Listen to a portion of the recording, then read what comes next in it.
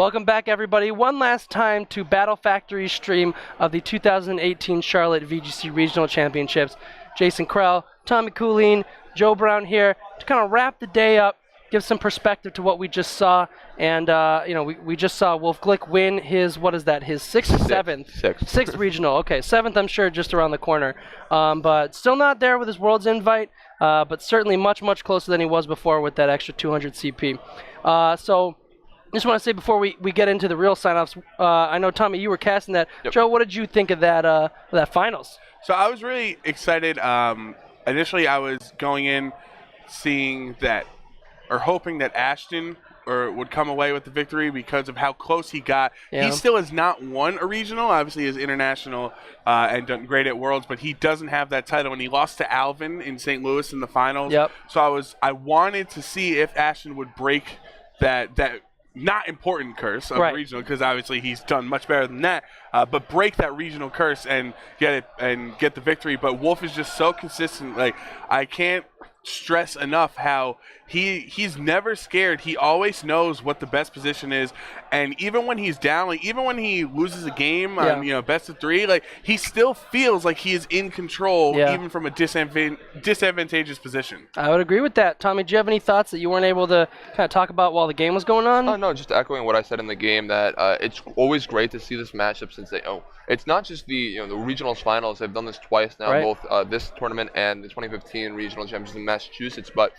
they've also played in top 4 at multiple regionals. So this is a storied rivalry that's been going on, countless times. It's not much of a rivalry. Like, Wolf's taking it every time. Wow. But the whole thing is that we know how good of a player Ashton is. Yeah. And I can't wait to see when Ashton finally breaks through, finally beats Wolf, and hopefully it's at a big enough event where he'll feel really, really proud of it and can really just hone in on the fact that all this build-up will lead up to something really great. Yeah, I think that's definitely going to be an exciting thing, almost as exciting as the fact that Portland Regionals is just around the corner next weekend. I believe Nugget Bridge will be streaming that, but I'm wondering how you guys think that this tournament is going to impact that tournament, because we always kind of see the meta shift in certain ways after certain teams win, and what Wolf brought was certainly different than what we'd been seeing kind of in response to that Intimidate Incineroar. Well, we can't not talk about Incineroar Intimidate. So it was everywhere. It was on almost half of the teams. Yep. Even they had other intimidators like Salamence and Landorus and Gyarados, and so it was so prevalent that it made other Pokemon that were not as conventional or common in this format more viable, like Milotic that Wolf showed off. Everyone kind of has a joke where some people don't think that Milotic is viable.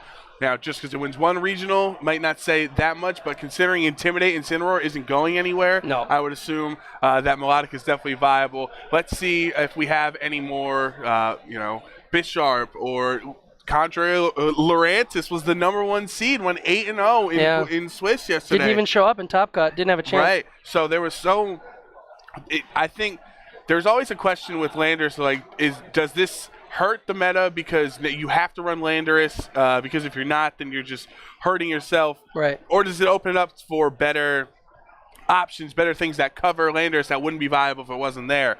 I tend to think that with Intimidate Incineroar, it actually makes more things viable. Look, we saw Mega Gardevoir for the first time in how long? Yeah, because it had double Intimidate on that team, and it helped Gardevoir stick around, go for Trick Room, add bulk, help out its lower defensive stat. Yeah. So I think the addition of Intimidate Incineroar actually is kind of helpful for the meta right now. Tommy? In that same vein, I think it's also important to look at, we had finals where neither team had the Incineroar. This is true. But, one of those teams had the Landorus, despite Incineroar appearing on nearly 50% of the teams in this tournament. I think somewhere around 48% of the teams had Incineroar. So I think it's very important to look at, Incineroar is one of the best Pokemon in this format. I think it's very, very clear after this weekend. Had a very good showing all throughout Top Cut, but it's like Landorus. It's not necessarily win these regional championships, but it will always find its home and have a very solid placing as long as it has all the tools that it does have. Yeah, and I think it'll be interesting to see how the West Coast does it. This kind of was a nice showcase of our East Coast players, and it'll be good to see how the West Coast players respond. People like Alberto Lara, Gavin Michaels, Gary Kwan. So it should be very interesting. So the next thing I want to do is I want to go ahead and take an opportunity. I think on behalf of all of us, obviously you guys can give your thanks, but we want to thank the TOs, people who organized this tournament, and we want to thank the Battle Factory. I want to thank the Battle Factory for having us on. I think that we all had such a good time this weekend being able to commentate this tournament, and we hope that you guys like the stream out there. Just wanted to remind you that keep following this channel. They're still going to be doing more stuff. Follow them on Twitter. If you're local to kind of the Georgia region, you can go to their events, win cool mats like these. And if you like the way this show was done, talk to your local TOs, people who might be planning regionals. Request Battle Factory handles it. They'd be more than happy to come out.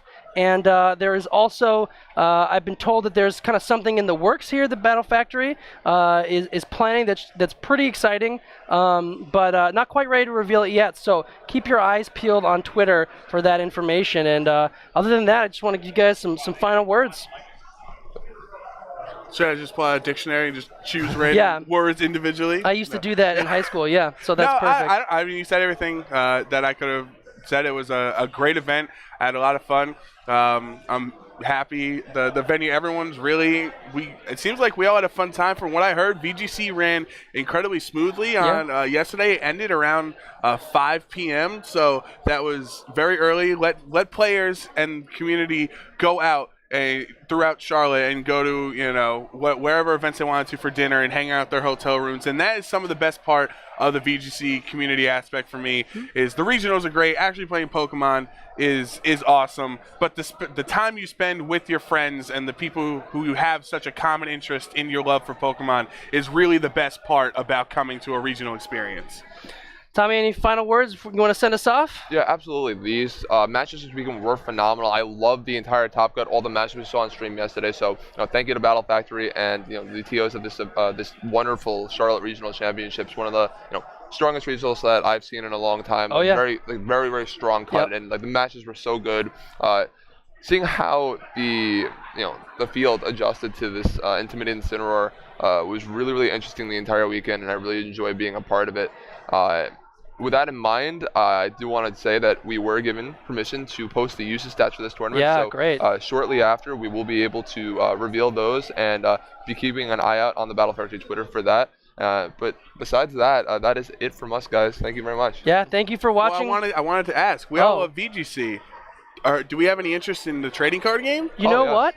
I do. So that is a great idea. I think it's !TCG in the chat will give you the link to Battle Factory. I think that they are if they're not already in Top Cut, they might be close to it. So going to be some good matches in the future, and we're going to top 8. Okay, so I just got word. That is the perfect time to hop in. From one top 8 to another. Exactly. Don't, keep Pokemon going all day long, and that is certainly a good thing to do. And hey, if you missed any matches throughout this weekend, we're going to have pretty much everything posted on YouTube soon enough. I believe day 1 is already up there. So catch up, leave a like, and support your local VGC channels. And otherwise, thank you for watching. Have a good rest of your weekend.